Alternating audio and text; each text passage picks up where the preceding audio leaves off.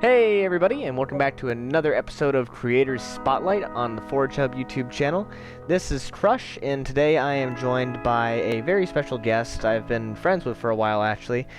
His name is Kyle, gamertag IKYLEIZBEASTLY. Kyle, introduce yourself. Hello, I'm IKYLEIZBEASTLY. I'm the forger you've never heard of because I don't do anything productive. As some of us all do.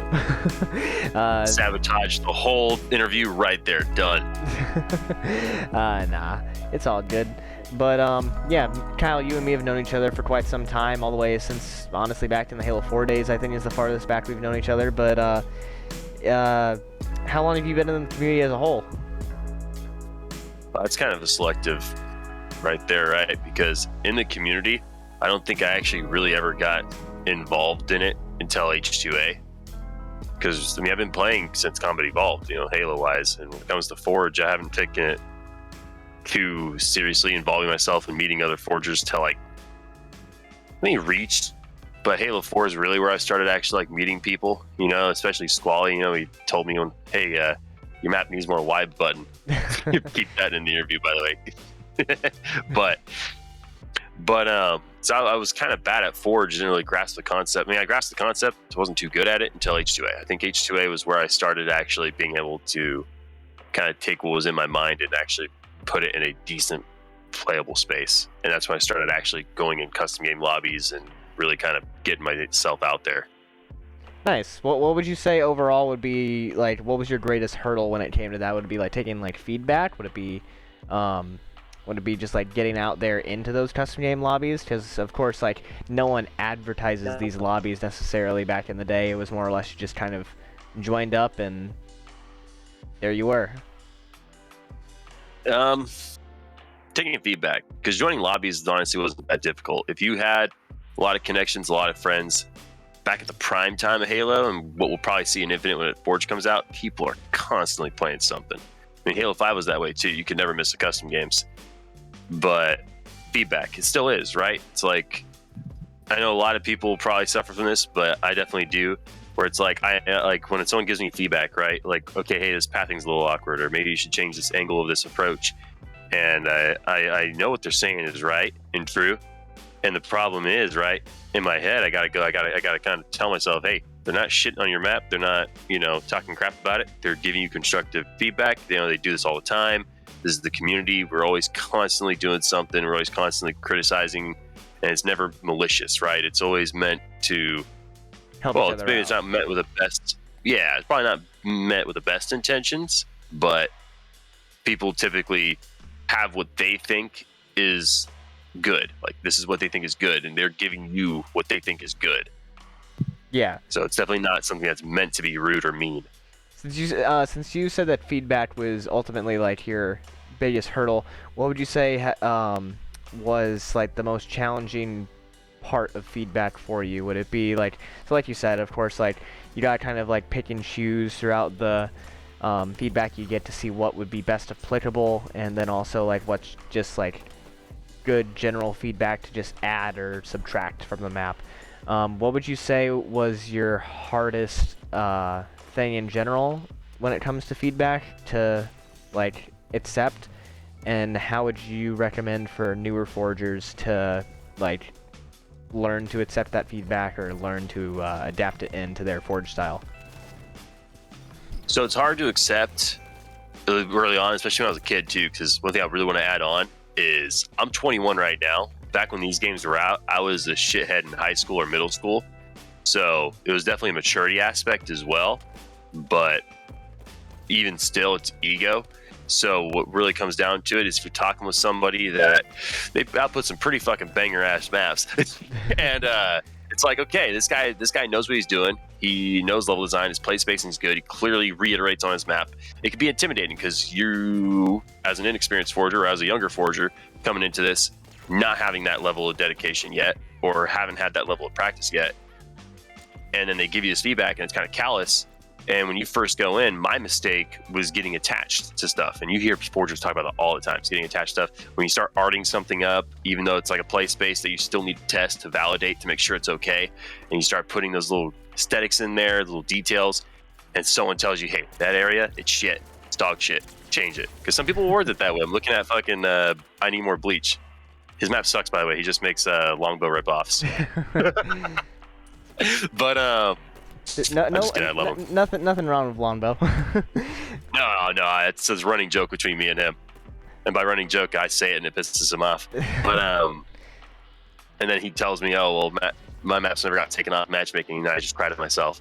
But yeah, it's taking that feedback, that callous feedback, and understanding that they're saying that in a mature, professional way, and they're not meaning to be rude.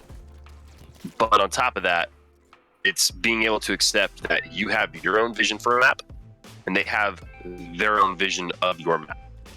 Like someone will go on to there, they'll play it, and in their mind, they're like, "Ooh, what if there's a connection over here?" They're thinking of your map in a completely different state, because when you go into it, when you have your vision, and whatever it may be, you're hyper fixated on it because you built it, and you have priority in that area because you put a lot of attention to it. Someone else, when they get feedback, they don't know that.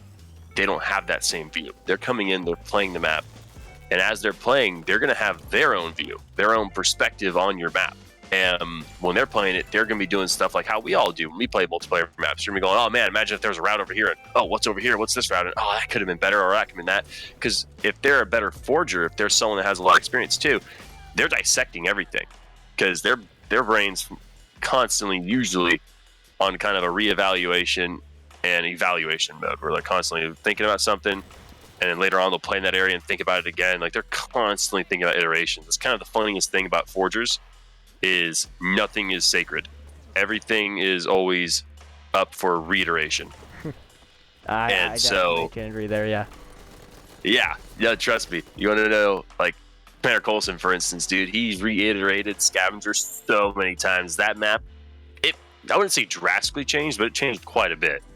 Oh, 100%. Same with a lot of big forgers. I mean, the Coulson method is delete the entire map and rebuild it again, which I can say with my most recent map, definitely does help make the layout the best. It can be, but it can definitely be a pain in the ass if you've already it up. Yeah, and that's kind of another thing too, is if you go into building a map and your only vision for that map is like an aesthetic piece, that's what I do, right? I would sit down, I would look at some concept arts, and I would see some cool foreigner tower, a really cool UNSC base, or whatever, and I'll be like, I'm making that. I'm going to find a way somehow to make that playable. And already it's a bad approach, right? Because you're not going in there. It's not a bad approach, but you would think that would be the easiest approach, right? Because you're going in there completely fucking open.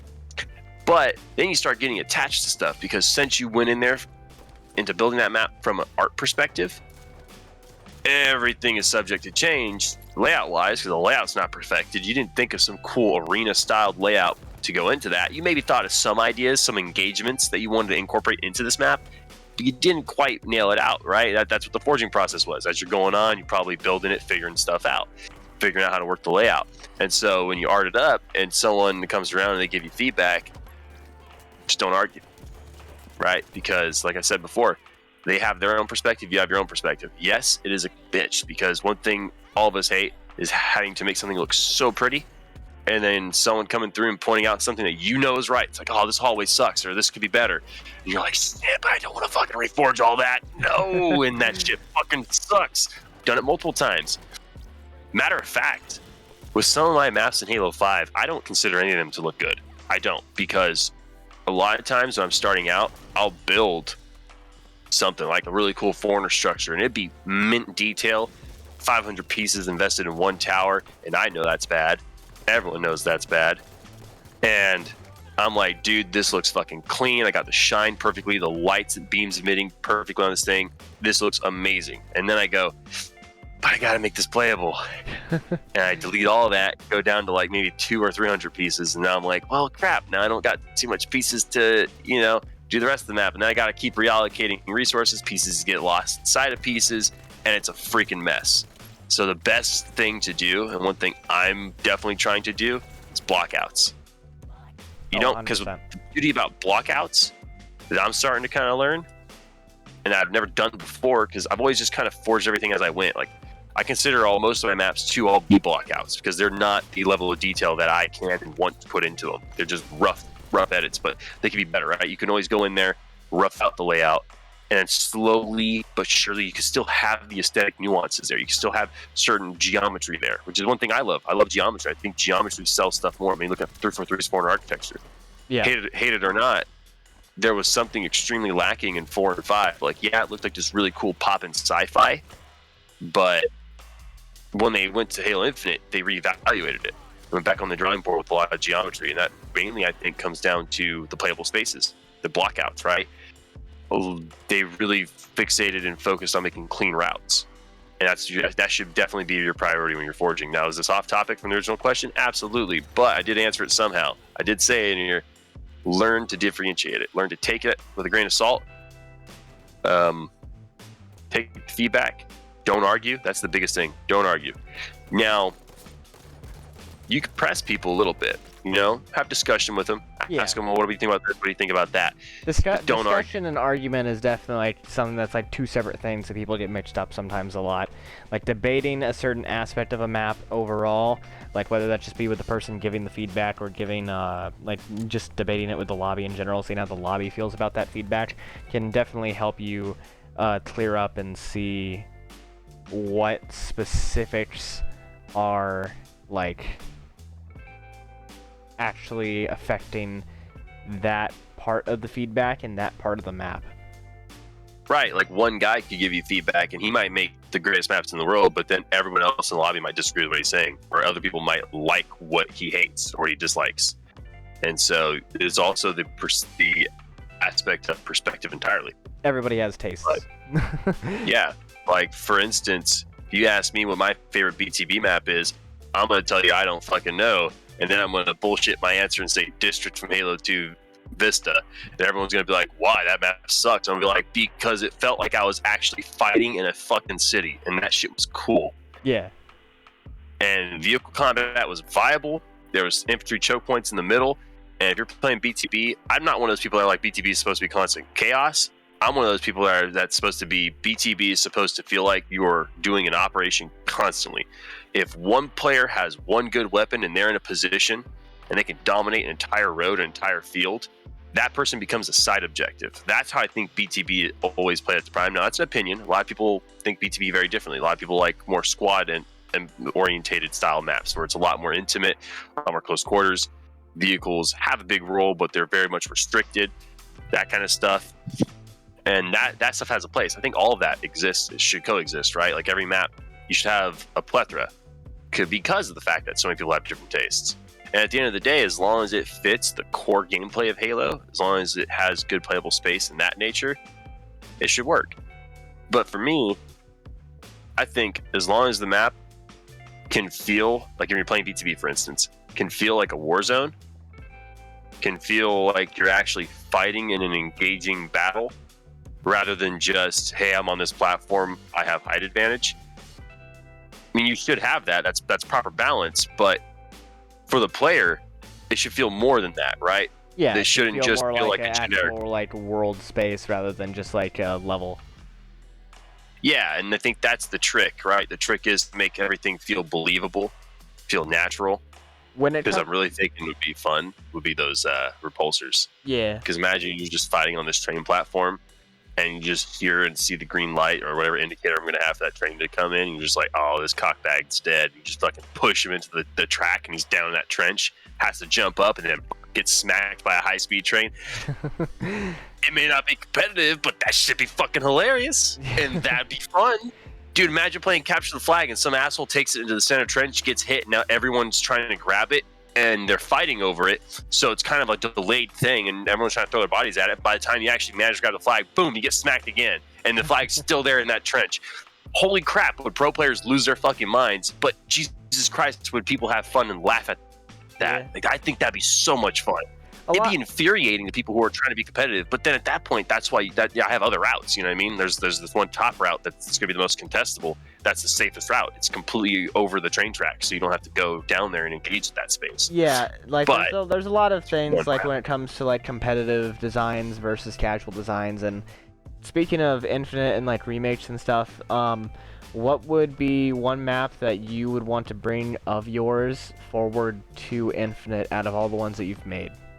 Probably a BTB known as Deluge Grove. I have a variant of it in Halo 5 that's extremely compact and infantry based, and I have a variant in Halo 2 which is more vehicle based, where the tank is more used as a battering ram to push the assault in the front, the phase line forward across the map. If I do remake that map, I'm definitely going to take the Halo 2 variant, but I want to incorporate a lot of the ideas and concepts from Halo 5 into it. But I'm going to make it symmetrical, not inverse symmetrical. I'm going to keep that symmetricality.